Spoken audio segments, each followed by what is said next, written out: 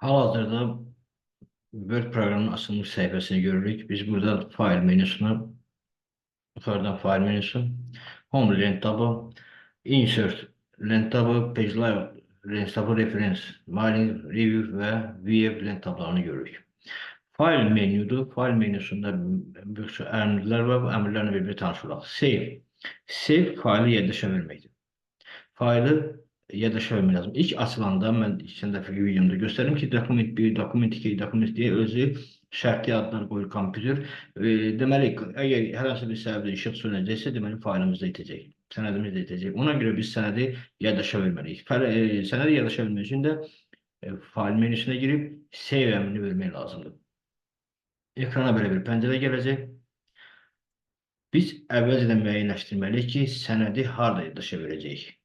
Bu çox mühümdür, çünki gələcəkdə elə fayllar olacaq ki, bir ildən sonra axtaracaqsınız. Ona görə də bilməlisiniz harda yaddaşa vermək lazımdır. Yəni ilə bunu belə bir müqayisə edək ki, evdə tutaq ki, qaşıq lazımdırsa, ilk adamın ağlına gələn mətbəx olur. Burada da əgər hər hansı bir fayl lazımdırsa, əgər bilməli ki, fayl harda yerləşə bilər və dərhal gedə olmazsa vaxt aparması çox. Deməli, bizim artıq bu dəqiqə B və C disklərimiz var. Bunun haqqında mən qısaca danışım. C və B disklərini. Ümumiyyətlə, kompüter alınanda bir hissədən ibarətdir, yaddaşı bir hissədən ibarət olur. Biz onu sonradan bölürük C və D disklərinə. Adətən D olur, məndə B-dir. Niyə bölürük? Çünki əgər kompüter formatlandı, yəqin telefonlarda rast gəlirsiniz, telefon formatlanırsa bütün informasiyalar silinir. Nəinki sistem faylları, eləcə də şəxsi fayllarınız da silinir. Ona görə biz hard diski və yaxud SSD yaddaşımızı ümumiyyətlə iki yerə bölürük adətən. Yəni üç yerə də istəsə bölə bilərik. İki yerə bölürük ki, deməli kompüter formatlamaq zəruriyyəti yarandıqda C diskini formatlayaq, D diski o depo kimi, yəni ki, öz şəxsi fayllarımız orada qalsın, hər dəfə silinməsin. Kompüterin formatlanması, niyə formatlayırıq, necə formatlayırıq? Bunun haqqında kitabın son səhifələrində əlavə bir dərsimiz var, onu qoyacaq və oxucular da görəcəklər ki, kompüter formatlamaq heç də çətin proses deyil, sadəcə əməliyyatlar ardıcıllığı da onu yerinə yetirmək lazımdır. Ona görə bu barədə daha geniş danışmaq istəmirəm. Mövzuya qayıdırıq. Save. Save əmri ilə biz deməli sənədi yaddaşa veririk. Bu əmri klaviaturada deməli Ctrl+S düymələrinin köməyinə də vermək olar. Deməli, sol tərəfdə biz seçəcəyik ki, hansı diskə verəcəyik yaddaşa, B diskindir, D diskinə veririk. Adətən, yəni ki, bizim sənədimiz depolara yerləşsin. Və yaxud D diskin içində hər hansı bir qovluq yaratmaq olar. Bax, new əmrini vurdu, folder, məsələn, yazdıq ki, Word disk qovluğu yaratdıq və həmin, deməli, qovluğun içində biz faylımızı yerləşdirə bilərik. Bunu yazdıq, Word 1. Bu formada sənədimizin adı indi dəyişiləcək. Word 1 oldu.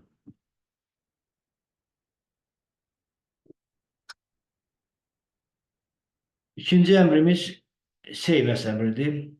Save as əmri artıq yaddaşda olan faylı başqa adla və yaxud başqa yerdə, başqa tipdə yaddaşa verməsi verilən əmr. Tutaq ki, hər hansı bir faylımız var, bunu belə başa düşək. Hər hansı bir faylımız var, bunun üzərində xırda dəyişiklik eləməklə istəyirik köhnə faylda qalsın, yeni faylda bizə lazım ola biləcək. Ona görə də save as əmrini veririk. Ekrana yenə əvvəlki pəncərə gələcək. Birazdan ondan əvvəlki icra edildi pəncərə gələcək. Burada biz faylın adını yaza bilərik file name sətrində. Məsələn, Word 1 indi qoyduq, bunu Word 2. Burada biz faylın tipini dəyişdirə bilərik. Standart aslında Word dokument fayl formatında biz 97-2000 yazılışa verə bilərik. Çünki ola bilər ki, hər hansı bir kompüterdə Word'ün köhnə versiyasıdır. Yəni bu orada açılmaya bilər. Ona görə də biz yaddaşa verəndə 97-2003 kimi seçirik ki, yəni Word proqramının keçmiş köhnə versiyalarında da həmin fayl açıla bilsin. PDF formatında verə bilərik, web formatı, web page formatında, yəni ki, istədiyimiz formatda biz burada verə bilərik. Save əmrini vurulur. İndi baxırıq bir də. Artık gördük ki burada Word 1 ve Word 2 ayrı ayrı faillər şeklinde öz əksini tapmıştır.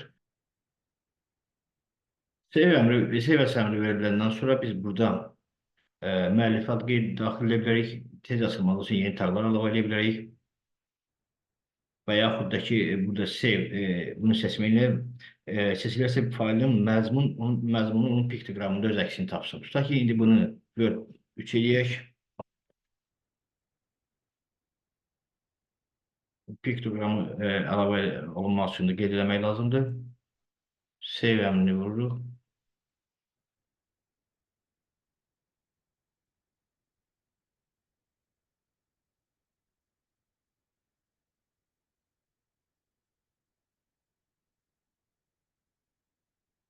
İndi birazdan o piktoqramı əksini tapacaq. Bundan əlavə Tools düyməsini vurduqdan sonra yadda saxlama parametrini dəyişmək olar.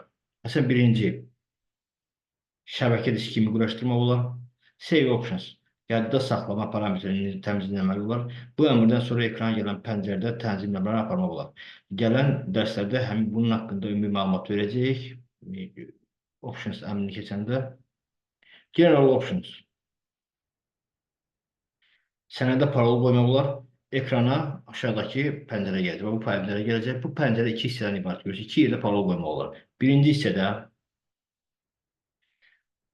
parola açılmadan qorunmaq üçün sənədə açılmadan qorunmaq üçün parol qoymaq olar. Yəni ki, kimsə kompüteri açanda ondan parol tələb eləsin. İkincisi isə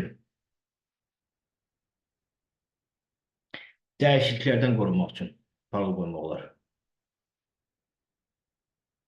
Yəni ki, kimsə parol qoymamışıq, açsın, oxusun, amma dəyişik eləməsin. Ona görə də biz bunu seçirik ki, yalnız oxumaq üçün açılsın. İndi kompüterə necə parol qoyulmasa, tutaq ki, 3 dənə üst qoyuruq parol.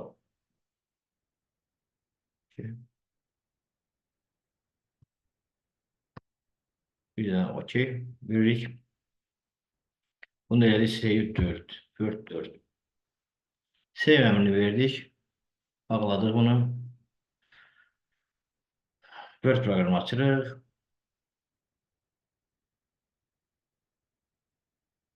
Gördünüz, bizdən parol istəyir. 3 dənə 3 yazdıqdan sonra artıq faylımız açıldı.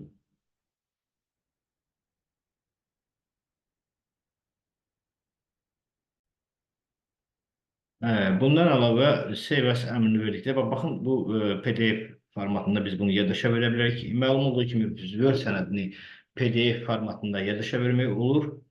Sadəcə PDF-dən də Word-ə çevirmək olur. Yəni, bunun üçün deməli, internetə girib Converter PDF to Word yazıb, açılan ilk səhifədə deməli, həmin faylı seçirik və PDF faylını seçirik, onu Word-ə çevirmək mümkündür. Bu 2010-cu versiyada yəqin ki, bu mümkün deyil, amma ki, Word-ün sonraki 2016-cı versiyasında yoxlamışam. Deməli, sadəcə olaraq biz faylın PDF-ni ilk açılan new sətrində açılanda həmin PDF-i bu formada biz onun üstündə sürüşdürsək, new blank səs üstündən sürüşdən kimi avtomatik olaraq həmin Word PDF formatlı sənədi Word formatına çevrilir. Hal-hazırda 2010-cu versiyasında olduğuna görə bu mümkün deyil.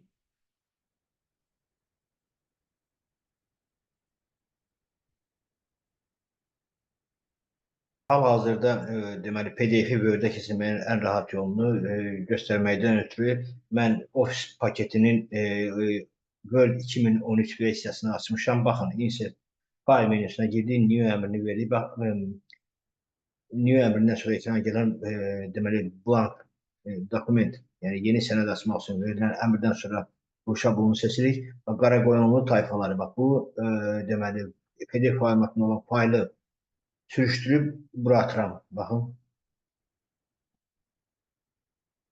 Gördünüz, dərhal həmin fayl açıldı Word formatında.